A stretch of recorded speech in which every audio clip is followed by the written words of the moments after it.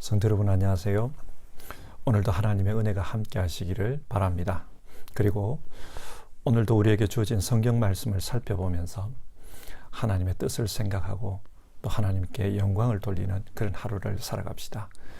먼저 사도신경으로 우리의 신앙을 고백하면서 하나님을 예배하겠습니다. 나는 전능하신 아버지 하나님 천지의 창조주를 믿습니다. 나는 그의 유일하신 아들 우리 주 예수 그리스도를 믿습니다. 그는 성령으로 잉태되어 동정녀 마리아에게서 나시고 본디오 빌라도에게 고난을 받아 십자가에 못 박혀 죽으시고 장사된 지 사흘 만에 죽은 자 가운데서 다시 살아나셨으며 하늘에 오르시어 전능하신 아버지 하나님 우편에 앉아 계시다가 거기로부터 살아있는 자와 죽은 자를 심판하러 오십니다. 나는 성령을 믿으며 거룩한 공교회와 성도의 교제와 죄를 용서받는 것과 몸의 부활과 영생을 믿습니다. 아멘. 오늘 우리에게 주어진 하나님의 말씀은 고린도전서 14장 26절부터 40절까지 말씀입니다. 고린도전서 14장의 말씀을 받들어 읽겠습니다. 그러면 형제자매 여러분 어떻게 해야 하겠습니까? 여러분이 함께 모이는 자리에는 찬송하는 사람도 있고 가르치는 사람도 있고 하나님의 계시를 말하는 사람도 있고 방언으로 말하는 사람도 있고 통역하는 사람도 있습니다. 모든 일을 남에게 덕이 되게 하십시오. 누가 방언으로 말할 때에는 둘 또는 많아야 셋이서 말하되 차례로 말하고 한 사람은 통역을 하십시오. 통역할 사람이 없거든 교회에서는 침묵하고 자기에게와 하나님께 말하십시오. 예언하는 사람은 둘이나 셋이서 말하고 다른 이들은 그것을 분별하십시오. 그러나 앉아있는 다른 사람에게 계시가 내리거든 먼저 말하던 사람은 잠잠하십시오. 여러분은 모두 한 사람씩 예언을 할 수 있습니다. 그래야 모두가 배우고 권면을 받게 됩니다. 예언하는 사람의 영은 예언하는 사람에게 통제를 받습니다. 하나님은 무질서의 하나님이 아니라 평화의 하나님이십니다. 성도들의 모든 교회에서 그렇게 하는 것과 같이 여자들은 교회에서는 잠자코 있어야 합니다. 여자에게는 말하는 것이 허락되어 있지 않습니다. 율법에서도 말한 대로 여자들은 복종해야 합니다. 배우고 싶은 것이 있으면 집에서 자기 남편에게 물으십시오. 여자가 교회에서 말하는 것은 자기에게 부끄러운 일입니다. 하나님의 말씀이 여러분에게서 났습니까? 또는 여러분에게만 내렸습니까? 누구든지 자기가 예언자이거나 성령을 은사로 받은 사람이라 생각하거든 내가 여러분에게 써 보내는 이 글이 주님의 명령이라는 것을 알아야 합니다. 누구든지 이것을 인정하지 않으면 그 사람도 인정을 받지 못할 것입니다. 그러므로 나의 형제자매 여러분, 예언하기를 열심히 구하십시오. 그리고 방언으로 말하는 것을 막지 마십시오. 모든 일을 적절하게 하고 질서 있게 해야 합니다. 아멘. 교회는 하나님을 예배하는 곳입니다. 그런데 여러분, 예배가 무엇입니까? 예배라는 말을 한국어로 풀어보면 예를 갖춰 하나님을 경배하는 것입니다. 우리가 예배할 때 하나님께 예를 갖추는 이유는 하나님께서 우리의 신이기 때문입니다. 하나님을 우리의 주님으로 인정하기 때문입니다. 따라서 예배는 내가 기쁘기 위해 드리는 것이 아니라 하나님을 주님으로 높여드리기 위해 드리는 것입니다. 그래서 예배할 때 내 마음대로 예배하는 것이 아니라 하나님이 정해주신 예법에 따라 하나님을 예배해야 합니다. 예배의 포커스는 철저히 하나님께 맞춰져야만 합니다. 그런데 고린도 교회는 예배를 드리며 하나님께 포커스를 맞추기보다는 자신들에게 포커스를 맞추었습니다. 그래서 자신들이 하나님으로부터 받은 은사를 무질서하게 사용함으로 말미암아 예배 자체가 혼란스러웠습니다. 어떤 사람은 방언을 말하고 어떤 사람은 예언을 말했습니다. 마치 경쟁하듯 자신이 받은 은사를 예배 중에 사용했습니다. 그러는 가운데 예배 시간이 혼란스러워졌던 것입니다. 예배 시간은 내가 받은 은사를 뽐내는 시간이 아닙니다. 또 예배 시간은 내가 좋아하던 프로그램을 즐기는 시간도 아닙니다. 어떤 사람이 음악을 좋아한다고 해서 1시간 내내 찬양만 부르게 하고 찬양만 감상한다면 그것이 바른 예배일까요? 또 어떤 사람이 형이상학적인 사고를 좋아한다고 해서 1시간 내내 철학 강의 같은 신학적 논의만 한다면 그것이 과연 바른 예배일까요? 예배는 하나님께 경배드리는 것입니다. 따라서 하나님께서 기뻐하시도록 예배해야지 내가 기쁘려고 예배해서는 안 됩니다.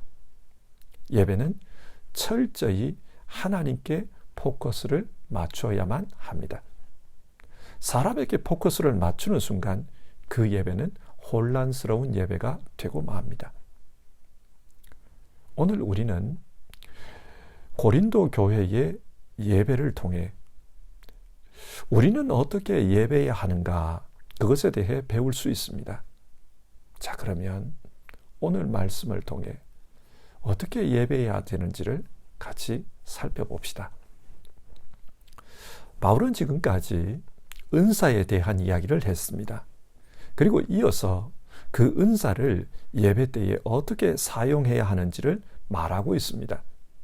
26절, 당시의 예배 모습을 조금이나마 엿볼 수 있는 말씀입니다.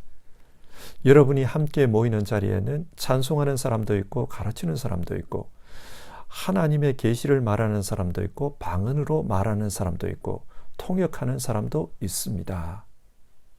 그 당시 예배에는 찬송이 있었고 계시의 말씀을 가르치는 자들이 있었습니다.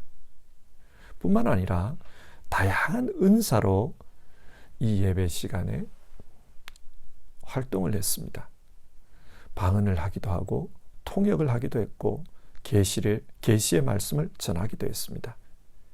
당시 고린도 교회의 예배는 하나님이 주신 다양한 은사를 사용하는 예배였습니다. 은사를 사용해서 예배하는 것, 이것은 좋은 것입니다. 하나님께서 주신 다양한 그 은사로 하나님을 높여드리면 하나님께서 기뻐하지 않겠습니까? 찬송을 잘하는 분은 찬송으로, 말씀을 잘 가르치는 분은 가르치는 일로, 우리 역시 하나님을 예배할 때 하나님께서 주신 다양한 은사를 잘 활용하면 좋습니다. 교회 안에 사람들을 보면요, 정말 다양한 달란트를 가진 분들이 많습니다. 하나님께서 주신 그 달란트로 하나님을 예배하면 하나님께서 기뻐하실 것입니다. 또 그 다양한 은사들을 활용해서 예배하면은 그만큼 하나님께 드리는 예배가 풍성해집니다. 그런데 여기에 전제가 있습니다. 어떤 전제입니까? 26절 말씀을 다시 한번 보면요, 형제 자매 여러분 어떻게 해야겠습니까? 이 다양한 은사들을 예배 중에 어떻게 사용해야 하겠는가? 그 질문입니다. 정답은 뭡니까? 모든 일을 남에게 덕이 되게 하십시오. 여기서 덕이라는 단어는 헬라어로 오이코도메라는 단어인데, 이 단어는 집이라는 뜻의 단어와 세우다, 건축하다 라는 뜻의 단어가 합쳐진 단어입니다.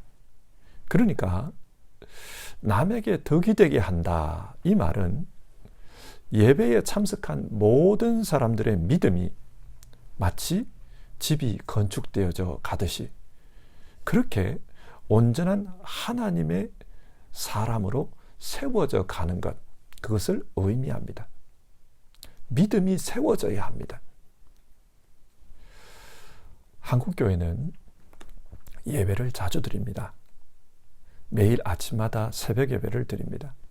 수요일에는 수요 예배를 드립니다. 금요일에는 금요 기도회로 예배를 드립니다. 주일에는 주일 낮 예배, 또 저녁에는 저녁 찬양 예배로 드립니다. 그리고 주중에는 구역별로 구역 예배를 드리고 여러 종류의 예배들이 행해집니다. 여러분, 이렇게 예배를 자주 드리면 그만큼 예배에 자주 참석한 분들은 그 믿음이 더 깊게 또 바르게 그렇게 세워져야 하지 않겠습니까? 예배의 목적이 사람들의 믿음을 세워가는 것이라면 예배를 많이 드릴수록 믿음이 더 견고하게 세워져야 하지 않겠습니까? 그런데 예배를 많이 드렸음에도 불구하고 믿음이 성장하기는커녕 신앙생활이 점점 지루해지고 재미가 없다, 그런 생각이 든다면 이것은 뭔가 문제가 생긴 것입니다. 어디에 문제가 생긴 것일까요? 예배는 하나님을 높여드리는 것이라고 했습니다. 하나님을 높여드리기 위해서 하나님 앞에 서는 사람은 그만큼 자기 자신이 어떤 존재인지를 철저하게 알게 됩니다. 우리가 거울 앞에 서면은 자신의 모습을 분명하게 알게 되듯이 하나님 앞에 서면 자신이 어떤 존재인지를 인식하게 됩니다. 시편 말씀을 읽다 보면 나의 희망은 오직 하나님께 있습니다, 이런 말씀이 자주 나옵니다. 이 고백은 광야에서 하나님을 예배했던 다윗과 성전에서 하나님을 찬송했던 레위인들을 통해 자주 고백되는 것을 봅니다.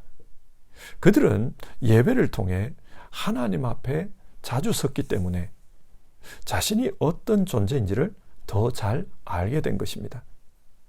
자신은 그 광야의 삶을 통해 연약하다는 것을 알게 되었습니다. 자신은 무한하신 그 하나님 앞에 섰을 때 유한한 존재라는 것을 알게 되었습니다. 그리고 거룩하신 하나님 앞에 섰을 때 자기가 얼마나 보잘것없는 죄인인지를 알게 되었습니다. 그래서 자기에게는 소망이 없다, 그걸 고백합니다. 그래서 하나님께 소망을 두는 겁니다. 신앙이라는 것은 참 신기합니다. 예배를 통해 하나님을 바라보면 바라볼수록 자기 자신의 모습이 더 잘 보입니다. 왜 그렇습니까? 인간에게 하나님은 마치 거울과 같은 분입니다. 우리가 거울을 보면 보는 것은 거울을 보지만 그러나 거울 안에 비치는 것은 거울이 아니라 나 자신입니다. 그처럼 예배를 통해 하나님 앞에 서면 설수록 나 자신의 모습을 보게 됩니다. 그래서 나의 연약함을 알기에, 나의 유한함을 알기에, 나의 죄됨을 알기에 더욱더 하나님을 의지하는 것입니다. 그런데 반대로 예배를 통해 하나님께 집중하는 것이 아니라 사람에게 집중하면 자기 자신의 모습을 잘 보지 못합니다. 자신의 연약함과 유한함을 보지 못하고 오히려 자신의 자랑을 하게 되는 것을 봅니다. 고린도 교회가 그랬어요. 남의 찬양을 들으며 그 사람을 평가하기 시작합니다. 그러면서 자기가 마치 찬양의 전문가인 것처럼 그렇게 이건 이렇고 저건 저렇다 남을 평가합니다. 다른 사람의 설교와 기도를 들으며 마치 자신이 전문가인 것처럼 그렇게 평가하려고 합니다. 그러면서 자기 자신의 모습은 보지를 못합니다. 이렇게 되면 내 신앙이 세워지는 것이 아니라 무너지게 됩니다. 교만해지게 됩니다. 다른 사람을 평가하기 시작하면 다른 사람을 세워주는 것이 아니라 다른 사람을 무너뜨립니다. 오늘 말씀, 모든 일을 남을 세워주도록 하라. 그 말씀을 우리는 기억해야 합니다. 예배를 통해 모든 사람들이 세워져야 합니다. 그런데 그 예배를 통해 나도 남도 무너진다면 그 이유는 예배의 포커스가 잘못되었기 때문입니다. 우리는 예배를 통해 하나님께 포커스를 맞춰야 합니다. 온전히 하나님께 포커스를 맞출 때 그때 온전한 예배가 드려질 수 있습니다. 27절 이하에서 바울은 좀 더 구체적인 은사의 사용법에 대해서 이야기합니다. 방언을 말할 때는 2 혹은 3명이서 차례대로 말하라고 합니다. 그리고 그 중에 한 사람은 방언을 통역해야 한다고 합니다. 만약 통역하는 사람이 없으면 집에서 혼자 방언으로 기도하고 같이 모였을 때는 하지 말라고 합니다. 그리고 예언 역시도 마찬가지입니다. 2, 3명의 사람이 같이 모여서 차례로 예언하라고 합니다. 그런데 그렇게 예언할 때 그 예언이 진짜 성령의 영감으로 주어진 예언인지 아니면 자기 생각을 말하는 것인지 분별하라고 합니다. 여러분, 어떻게 예언의 말씀을 분별할 수 있을까요? 우선은 그 예언의 말씀이 예수님의 가르침과 일치하는지 일치하지 않는지를 보아야 합니다. 바른 예언은 예수님의 말씀과 일치합니다. 왜냐? 그 예언의 말씀을 주신 이가 성령이시기 때문입니다. 그리고 바른 예언의 말씀은 그 예언의 말씀을 통해 교회가 온전하게 세워진다고 말합니다. 33절을 보십시오. 하나님은 무질서의 하나님이 아니라 평화의 하나님이십니다. 하나님은 이 예언의 말씀을 통해 교회가 질서 있게 되는 것을 원하십니다. 그리고 이 예언의 말씀을 통해 교회에 화평이 임하기를 원하십니다. 그런데 서로 예언을 했는데 그 예언으로 말미암아 교회의 질서가 무너졌다. 그 예언의 말씀으로 말미암아 서로 사람들이 싸운다. 이것은 바른 예언이 아니라는 것입니다. 이렇게 예배를 통해 방언도 예언도 그 은사를 활용하라. 바울은 그렇게 말합니다. 34절과 35절의 말씀은 많은 논란이 있는 말씀입니다. 여자들은 교회에서 잠잠하라. 어떤 교파에서는 이 말씀을 근거로 여성들은 목사가 될 수 없다. 장로도 될 수 없다. 그렇게 주장합니다. 그런데 신학자들에 따르면 이 말씀은 바울이 직접 쓴 것이 아니라 후대에 첨가된 말이라고 합니다. 이런 주장을 하는 신학자들은 진보적인 신학자들, 그들뿐만 아니라 보수적인 신학자들도 공감하는 내용입니다. 그래서 어떤 헬라어 사본을 보면요, 이 말씀이 33절 다음에 나오는 것이 아니라 40절 뒤에 나옵니다. 무슨 말입니까? 34절과 35절은 좀 별개의 말씀이라는 뜻입니다. 그래서 신학자들은 이 34절과 35절을 좀 다른 맥락에서 이해해야 한다. 그렇게 제안합니다. 이것이 무슨 뜻일까요? 만약 34절과 35절을 오늘 우리가 읽은 것처럼 33절 다음에 붙여서 이해하면 앞에서 교회의 질서에 대해서 이야기를 했잖아요. 그러니까 여자들은 교회의 질서를 위해 예언의 말씀을 하면 안 된다. 잠잠해야 한다. 그런 의미가 됩니다. 그런데 성경을 이렇게 해석하면 문제가 발생해요. 어떤 문제입니까? 고린도전서 11장에서 바울은 교회 안에서 여성들이 강단에 서는 문제, 말씀을 전하고 기도하는 문제에 대해서 허용을 했습니다. 단 여성들이 강단에 설 때에는 머리에 너울을 쓰고 강단에 서야 한다. 그렇게 말했습니다. 앞에서는 여성들이 설교하고 기도하는 것을 허용했는데 근데 갑자기 14장에 와서 여자는 잠잠해야 한다. 이렇게 말하면은 서로 앞뒤가 안 맞는 겁니다. 자기가 앞에서는 괜찮다고 해놓고 뒤에 와서는 안 된다 그러면 이게 논리적으로 문제가 생겨요. 그래서 신학자들은 이 말씀을 다른 맥락에서 이해해야 한다고 제안하는 겁니다. 자, 그러면 어떤 맥락에서 이해해야 합니까? 34절과 35절의 이 말씀은 디모데전서 2장 11절과 12절에도 나옵니다. 근데 디모데전서 2장에서 여성들은 교회에서 잠잠해야 한다, 그렇게 말하는 이유를 보면요, 이것은 영지주의와 연관이 있습니다.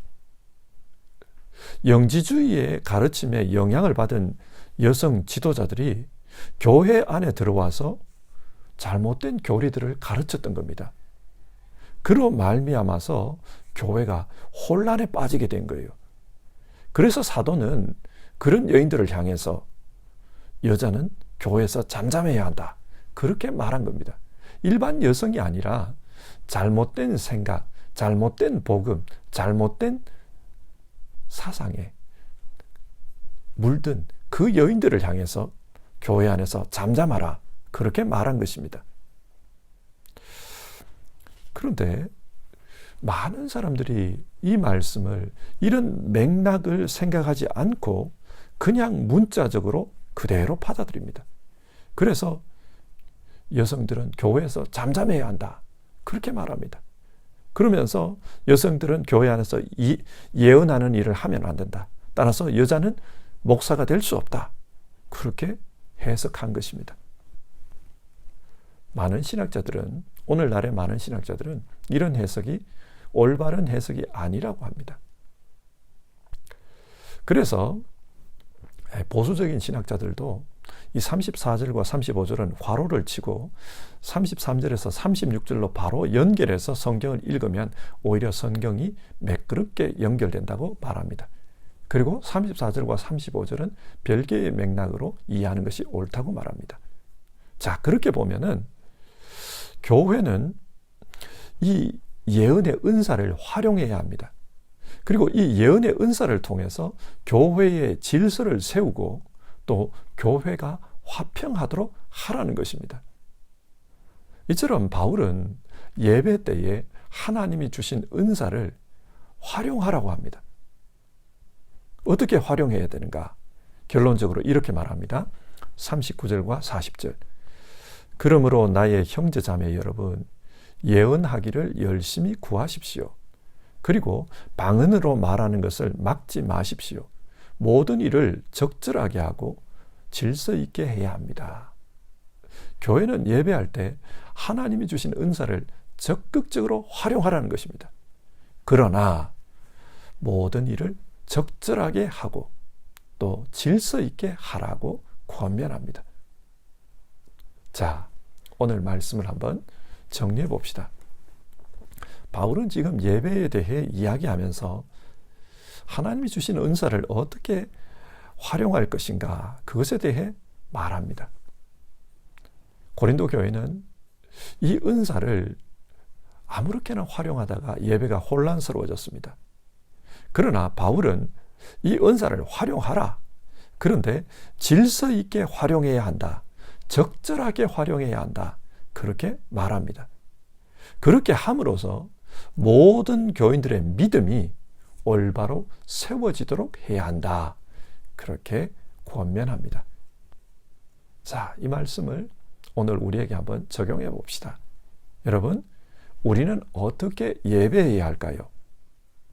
예배는 예를 갖추어 하나님을 경배하는 것이라고 했습니다. 따라서 하나님께서 우리에게 주신 은사들을 적극적으로 활용하되 예배 예법에 맞게 잘 활용하는 것이 중요합니다. 그래서 질서 있게 예배함으로써 하나님을 기쁘게 하는 것이 중요합니다. 그런데 하나님은 어떤 것을 기뻐하십니까? 하나님은 우리가 하나님의 사람으로 믿음을 통해 온전하게 세워지는 것을 기뻐하십니다. 하나님은 이 예배를 통해 하나님 자신이 경배받으시기도 하시지만 동시에 이 예배를 통해 우리들이 하나님의 온전한 사람으로 믿음 안에서 세워지는 것을 원하십니다. 그러기 위해서는 어떻게 해야 하는가? 이 예배 때 전적으로 하나님께 포커스를 맞춰 예배해야 합니다. 우리가 은사를 사용하는 것도 전적으로 하나님께 포커스를 맞춰 사용해야 합니다. 가인과 아벨의 예를 보십시다. 두 사람 다 하나님을 예배했습니다. 겉으로 보면은 두 사람 다 예배했습니다. 차이가 없습니다. 그런데 하나님께서 아벨의 예배는 기뻐 받으셨고 가인의 예배는 받지 않으셨다고 합니다. 어디에서 차이가 발생한 것입니까? 히브리서 11장은 아벨은 가인보다 더 나은 제물을 하나님께 드렸다. 그렇게 말씀합니다. 여기서 더 나은 제물이 무엇입니까? 히브리서 11장은 믿음이라고 합니다. 믿음으로 하나님께 예배했다는 거예요. 그러니까 겉으로 보면은 두 사람이 똑같은 예배를 드렸습니다. 그러나 속으로 보면, 내용으로 보면 차이가 있었습니다. 믿음으로 드렸느냐, 그렇지 않았느냐, 차이가 있습니다. 그러면 믿음으로 드린다는 게 뭡니까? 믿음으로 예배한다는 것은 예배를 철저하게 하나님께 포커스를 맞추는 것입니다. 어떻게 예배하면 하나님이 기뻐하실까? 그 생각으로 예배하는 것입니다. 이것이 믿음입니다. 하나님께 포커스를 맞추고 하나님 주권을 높여드리려고 하는 것, 이것이 믿음입니다. 하나님께 포커스를 맞추고 예배하면은 아이러니하게도 내가 어떤 존재인지가 드러납니다. 하나님께 포커스를 맞추면 나는 유한한 존재이며 연약한 존재이다. 따라서 나는 하나님을 의지해야만 영원한 삶을 살 수 있다. 그렇게 하나님을 믿게 됩니다. 하나님은 하나님께 포커스를 맞추는 이 예배를 통해 우리 자신들이 하나님을 믿는 믿음의 사람으로 세워지는 것을 기뻐하십니다. 다윗을 보십시오. 그는 광야 예배를 통해 하나님을 높여드렸습니다. 그 광야 예배를 드리는 중에 자신이 얼마나 연약한 인간인지를 알았습니다. 그래서 그는 나의 힘이 되신 여호와여 그렇게 고백합니다. 그는 예배를 통해 하나님이 자신의 힘이 되신다는 것을 알게 되었습니다. 믿게 되었습니다. 그처럼 우리 역시도 하나님께 포커스를 맞추는 예배를 통해 이런 믿음의 사람으로 세워져 가는 것을 하나님은 원하십니다. 그리고 기뻐하십니다. 사랑하는 성도 여러분, 우리 모두 예배할 때 하나님께 포커스를 맞춰서 예배합시다. 하나님께 포커스를 맞추는 예배, 여기에 믿음이 있습니다.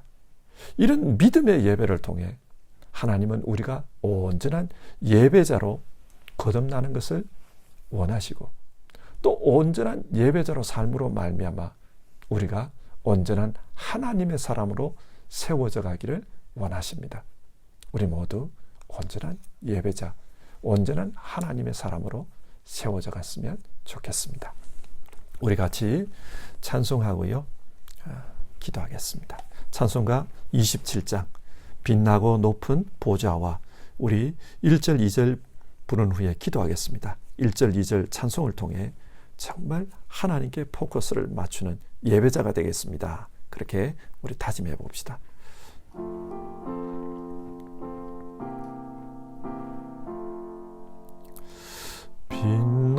빛나고 높은 보좌와 그 위에 앉으신 주 예수 얼굴 영광이 해같이 빛나네. 해같이 빛나네. 지극히 높은 위엄과 한없는 자비를 무천사 소리 아파요 늘 찬송 드리네 늘 찬송 드리네. 아멘. 우리 같이 기도합시다. 어떻게 예배해야 할까? 오늘 성경은 우리에게 그것을 교훈해 줍니다. 예배할 때 나 자신이 아니라 하나님께 포커스를 맞추고 예배해야 한다. 성경은 그렇게 교훈했습니다. 우리 모두 기도합시다. 하나님, 내가 예배자로서 온전히 하나님께 포커스를 맞추고 예배할 수 있게 도와주시옵소서. 예배를 통해 내 기쁨, 내 즐거움이 아니라 하나님을 기쁘게 할 수 있게 도와주시옵소서. 하나님, 그래서 정말 하나님이 원하시는 하나님의 사람으로 세워져 가게 하옵소서. 우리 그렇게 기도해 봅시다.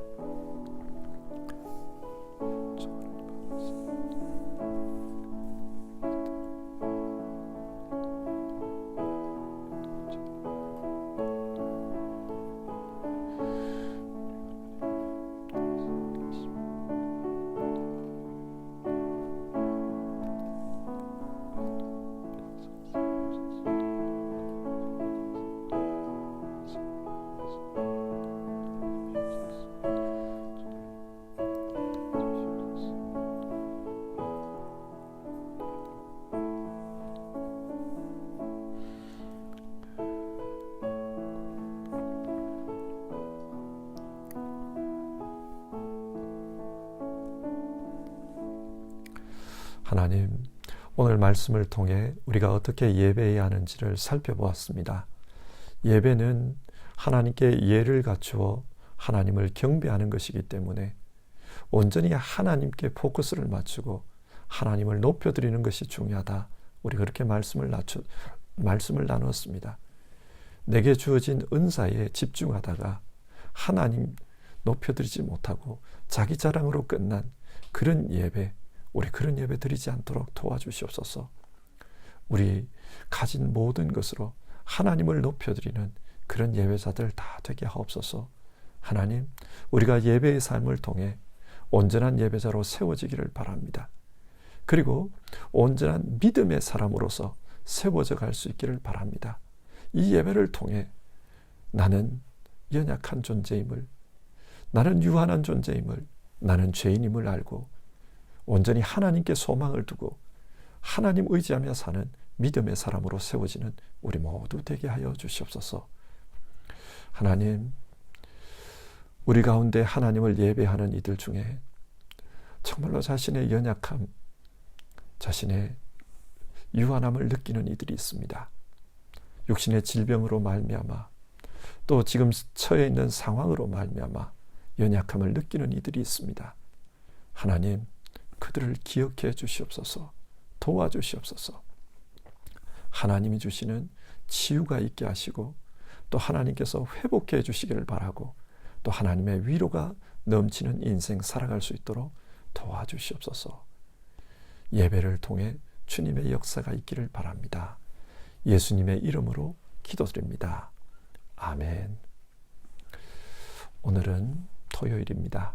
오늘 하루 잘 준비해서 또 내일 하나님 앞에 온전한 예배를 드릴 수 있기를 바랍니다. 주기도문으로 아침 예배를 마치겠습니다.